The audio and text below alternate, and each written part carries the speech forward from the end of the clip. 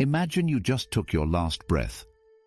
According to the Tibetan Book of the Dead, you'll face 58 different wrathful deities. The Bardo Thodol describes 58 flame-enhaloed, blood-drinking, wrathful deities that follow the peaceful deity passages, creatures so terrifying they make your worst nightmares seem like children's stories. Their faces morph between human and animal features. Their roars shatter consciousness itself, and their dark landscapes feel like eternal punishment. Traditional readings treat these as literal post-death experiences, while many modern scholars also read them as symbolic maps of consciousness. But what if I told you these visions have nothing to do with external judgment? They're actually your own mind showing you exactly what you need to see to achieve liberation. The key lies in understanding karma as the imprint of mental habits and actions that shape what your mind projects. To understand why this happens, we need to look at the structure of this journey itself. The Tibetan tradition maps this journey through 3 distinct phases called the Bardo, the intermediate state between death and rebirth. These are the Chikai Bardo, the moment of death and clear light, the Chonyid Bardo, experiencing reality through visions, and the Sidpa Bardo, rebirth and choosing a womb. The classical framework describes this as a 49-day process, with peaceful deities appearing primarily in days Mun 7 and wrathful deities beginning around day 8. Each phase presents opportunities for liberation, but they become progressively harder to navigate as most consciousness fails to recognize what's happening. The first phase occurs at the moment of death itself.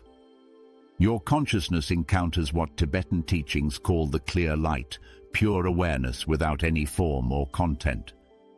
This light appears brilliant and overwhelming, like staring directly into the sun after years in darkness. This clear light represents your mind's true nature, free from all thoughts, emotions, and identity. A trained practitioner can recognize and remain in the clear light and thereby obtain liberation. The text treats recognition at this stage as the highest and fastest path to release. But unprepared minds recoil from this intensity. They mistake pure awareness for annihilation and pull away. Most consciousness moves quickly into the second phase, experiencing reality. Here, your awareness creates elaborate visions that seem completely real. The first 7 days bring peaceful deities, Buddha figures radiating compassion, wisdom, and gentle guidance.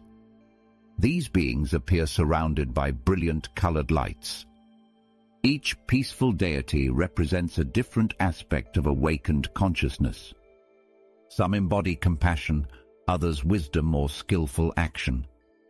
They extend invitations to join them in their pure realms. But most consciousness finds these figures too bright, too pure, or simply unbelievable. Recognizing the Bardo is like lucid dreaming. Once aware, you stop being the victim of the scene. Recognition of these beings as aspects of your own awakened mind leads to liberation. Rejection moves you deeper into increasingly complex visions. The third phase, the rebirth process, represents your final chance before being pulled back into physical existence. Here, you search for a new birth, drawn by karmic patterns and unresolved attachments. You experience visions of potential parents and circumstances that match your mental imprints. This phase operates more mechanically than the previous two. Your accumulated karma, the sum total of your mental habits and tendencies, determines available options. Positive karma opens doorways to favorable rebirths. Negative patterns limit choices to more challenging circumstances. But even here, recognition can interrupt the process. Understanding that you're observing mental projections rather than solid reality maintains enough awareness to choose consciously rather than being pulled along automatically. Each phase tests different aspects of consciousness. The clear light tests your ability to rest in pure awareness without fear. The deity visions test your capacity to recognize projections as aspects of mind.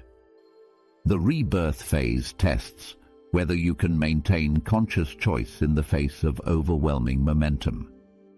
The progression reveals something crucial about preparation. The first phase requires the deepest training, the ability to remain calm in pure emptiness. The peaceful deities need less preparation, but still demand recognition of mind's projective nature. The final phase offers the most accessible opportunity. Notice how each phase becomes more elaborate and distracting. The clear light contains no images or stories to grab your attention.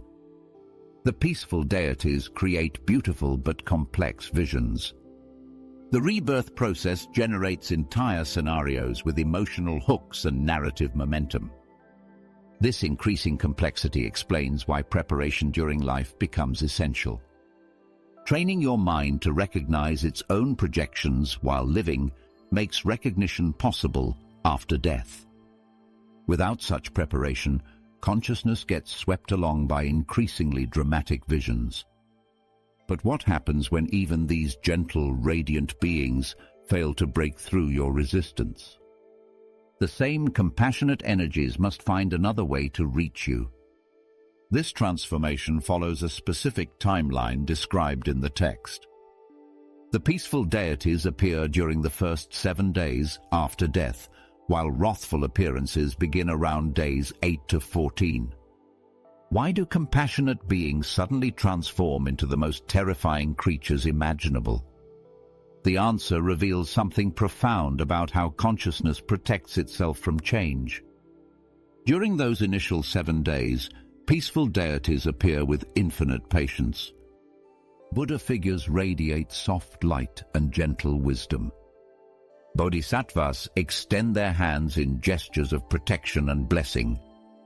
These beings embody pure compassion, offering guidance without force or judgment. They represent the mind's natural capacity for love, wisdom, and peace. But most consciousness rejects these peaceful forms. The ego finds them too bright, too pure, or simply unbelievable. Some minds dismiss them as hallucinations. Others feel unworthy of such compassion. Many simply can't recognize these radiant beings as aspects of their own awakened nature. When gentle methods fail, the text describes the wrathful forms as transformed aspects of the same compassionate power, not a separate God intent on punishment. This transformation serves a specific purpose: increasingly dramatic attempts to break through layers of ego defense that peaceful approaches couldn't penetrate. Consider how a peaceful deity and its wrathful counterpart operate. A Buddha of compassion might first appear as a serene figure surrounded by golden light, offering healing and refuge. When consciousness turns away, this same compassionate energy returns as a fierce protector deity, wild hair streaming, eyes blazing with intensity, holding weapons that symbolize cutting through illusion. The essence remains identical. Both forms embody the same compassionate wisdom. Only the method changes, from gentle invitation to forceful intervention designed to shatter the ego's protective barriers. Wrathful deities employ methods that seem violent but serve liberation. Their roars create sounds so intense they dissolve mental constructs that keep consciousness trapped. Their terrifying faces reflect back the ego's own distortions, forcing recognition of how fear creates suffering. Their dark landscapes mirror the mind's own confusion, making internal chaos externally visible. Like a surgeon who must cut to heal, could the thing you recoil from now be the exact medicine you need? These beings wield specific tools for specific purposes. Flaming swords symbolize cutting ignorance. Wild hair and multiple arms indicate capacity to address many attachments at once. Dancing on corpses symbolizes trampling ego patterns that keep consciousness bound to suffering. The wrathful appearance targets exactly what each mind needs to release. If you're attached to beauty, the deity appears hideously disfigured. If you fear death, it displays skulls and decay. If you cling to control, it embodies wild chaos that can't be managed or predicted. These beings remain fundamentally compassionate throughout their fierce display. Their anger never targets you personally. Instead, they direct their wrathful energy at the mental patterns that cause your suffering. The peaceful to wrathful progression reveals how consciousness creates its own obstacles. The same energy that could liberate through gentle recognition must use increasingly dramatic methods when the mind refuses to see clearly. Each escalation reflects the ego's deepening resistance to awakening. You can observe this pattern in daily life. Growth often comes through gentle insights and gradual understanding. But when you resist change, circumstances tend to become more challenging. Life keeps presenting the same lessons with increasing intensity until you finally pay attention. A relationship might start with small conflicts that could be resolved through honest communication. Ignore these gentle warnings, and the issues escalate into major confrontations that force deeper examination. The wrathful deities accomplish something that peaceful forms couldn't. They make ignoring spiritual reality impossible.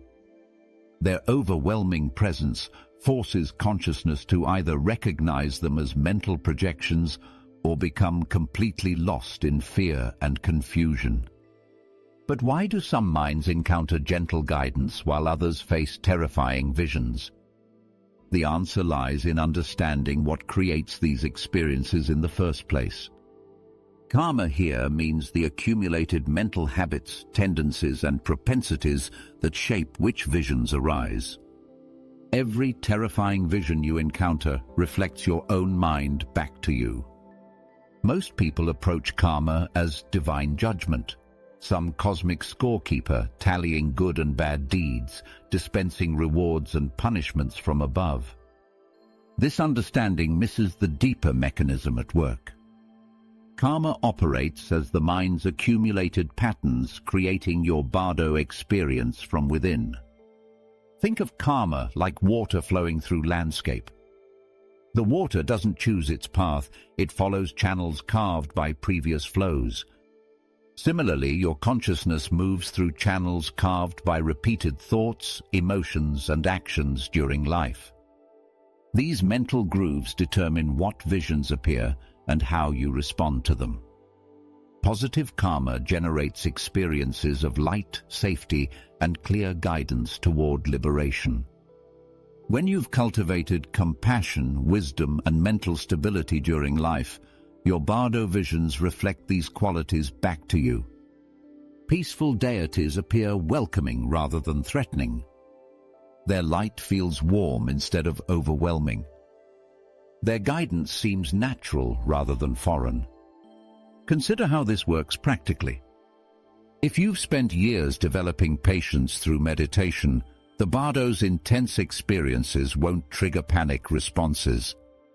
Your mind recognizes rapid change as normal rather than catastrophic. This recognition keeps consciousness stable enough to see visions as mental projections rather than solid threats. Negative karma manifests as confusion, fear, and chaotic landscapes that mirror unresolved attachments. Anger tends to show as fiery, aggressive visions. Greed and craving show as never-satisfied, hungry scenarios. Those consumed by anger during life encounter volcanic realms filled with wrathful beings who reflect that same destructive energy. Minds dominated by greed face hungry ghost situations where nothing satisfies their desperate craving. These visions expose what's active in your mind.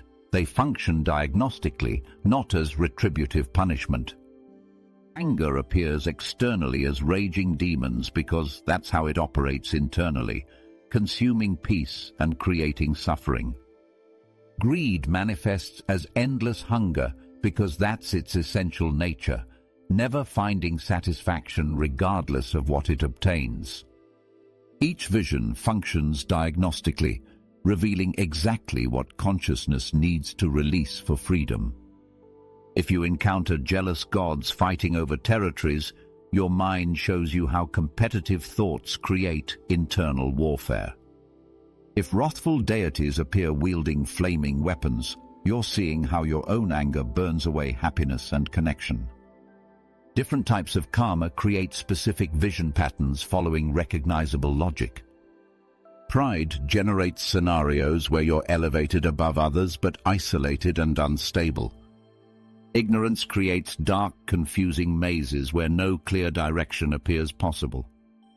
The text describes how alongside the pure wisdom lights, the Bardo also shows dull lights tied to the 6 realms: devas, asuras, humans, animals, pretas, hell beings. Attachment to specific people or places generates visions designed to test those bonds. You might see loved ones in danger, calling for rescue that would pull you back into physical rebirth.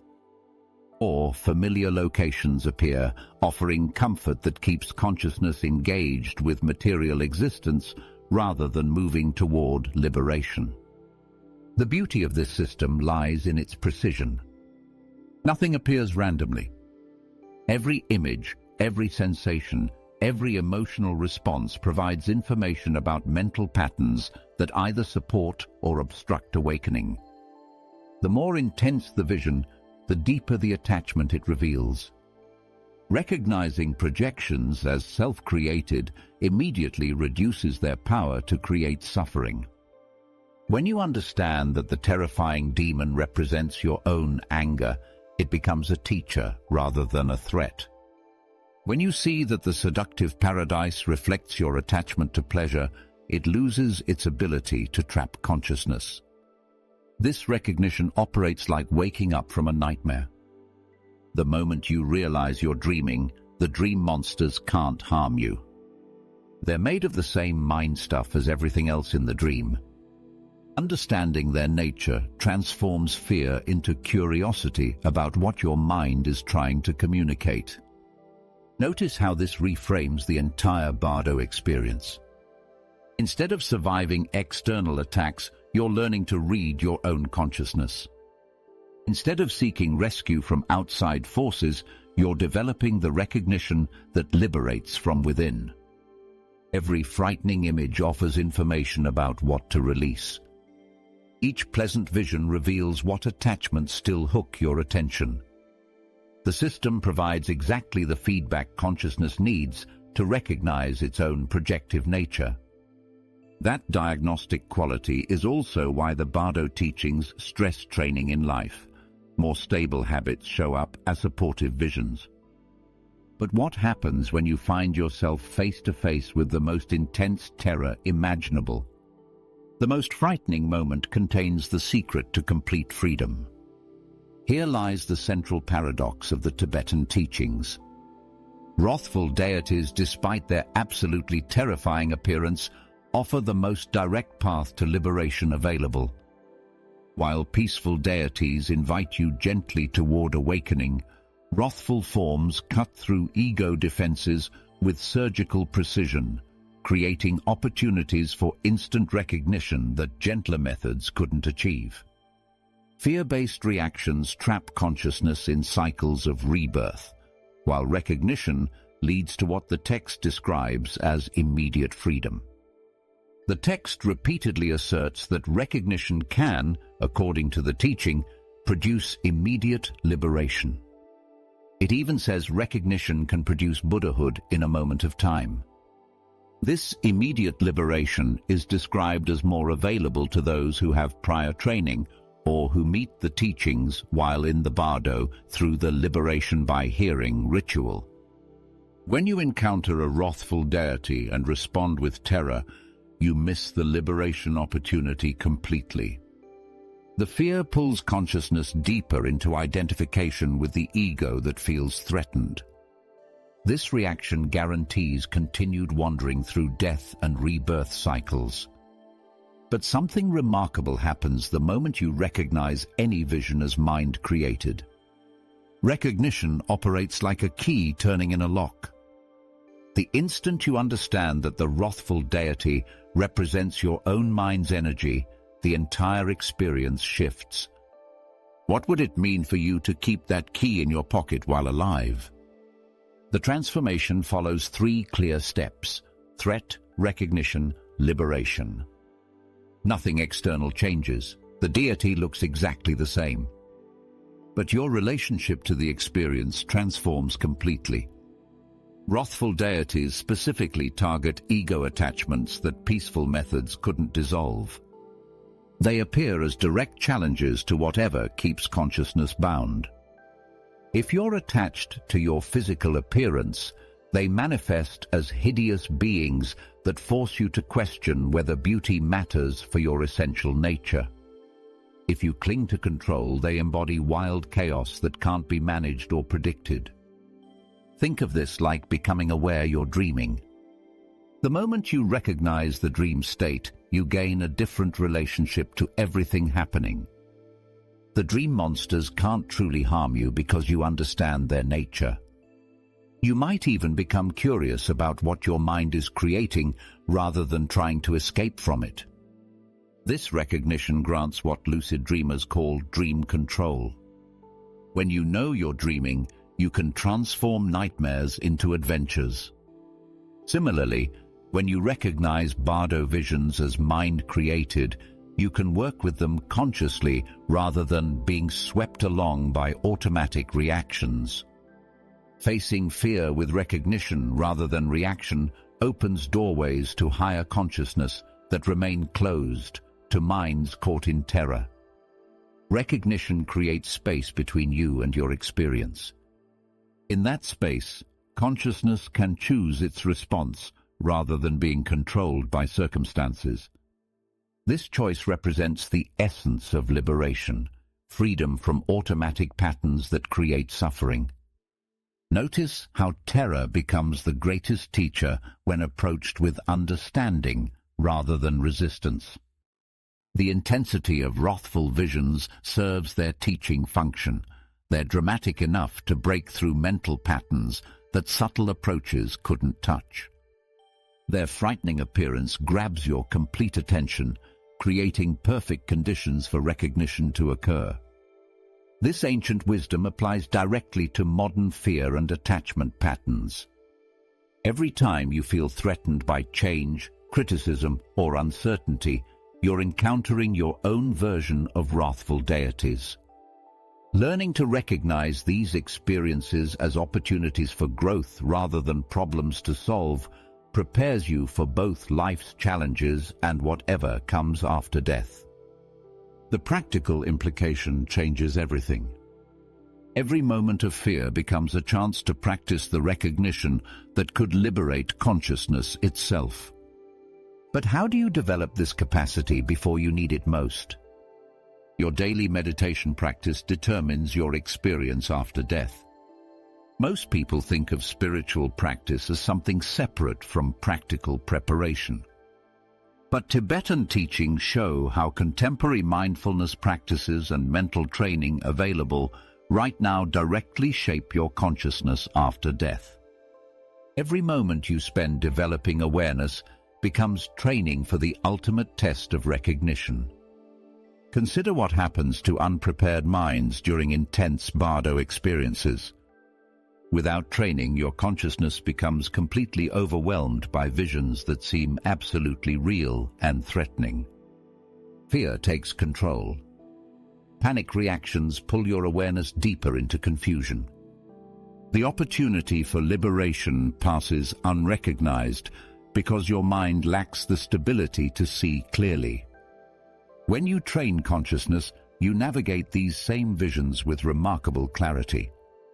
Years of meditation create the mental foundation needed to remain calm during overwhelming experiences. When terrifying deities appear, your prepared mind recognizes them as projections rather than external threats. This recognition transforms potential trap into liberation opportunity. Specific preparation methods target the exact skills you'll need.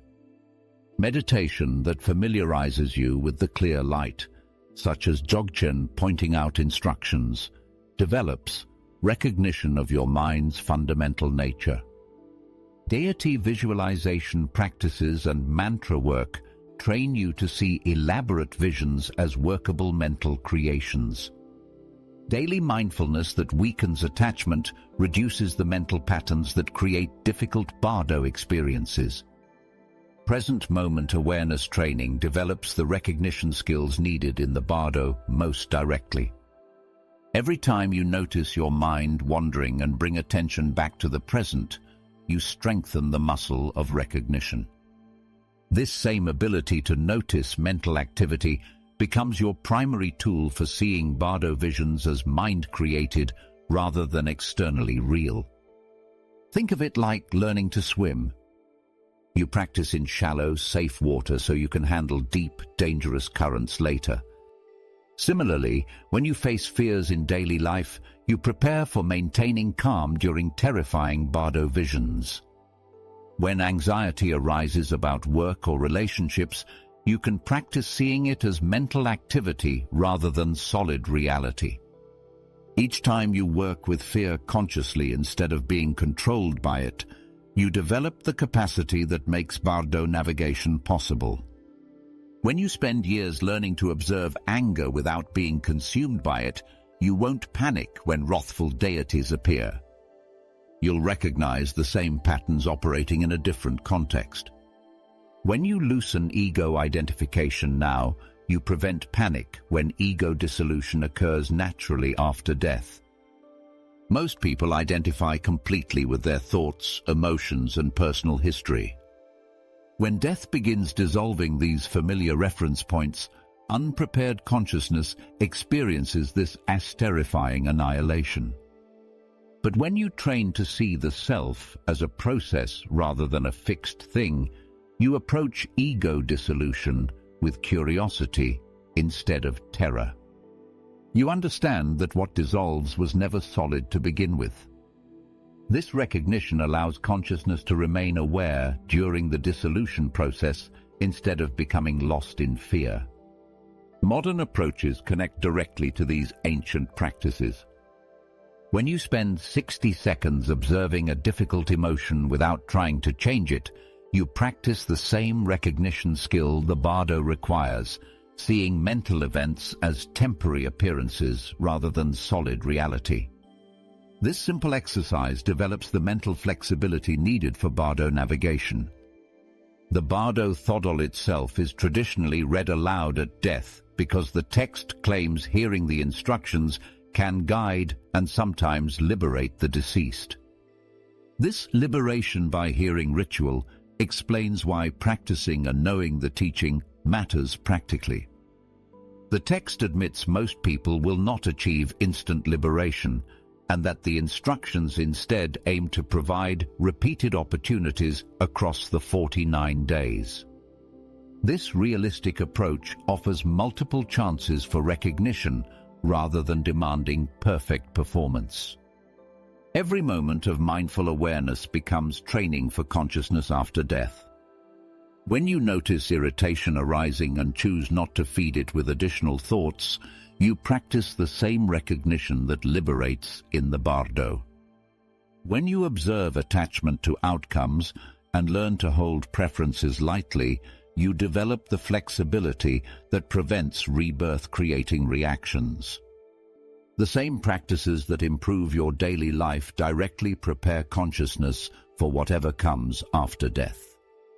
This connection reveals something profound about how ancient wisdom applies to modern experience. These teachings offer practical training for consciousness itself. The Tibetan Book of the Dead offers a revolutionary perspective. Your greatest fears become your greatest teachers when you understand their true nature as projections of your own mind. According to the teachings, every wrathful deity, every terrifying landscape, Every moment of panic in the Bardo reflects patterns within your consciousness. In the Thodol's view, these visions don't punish you, they show you exactly what needs recognition for liberation to occur.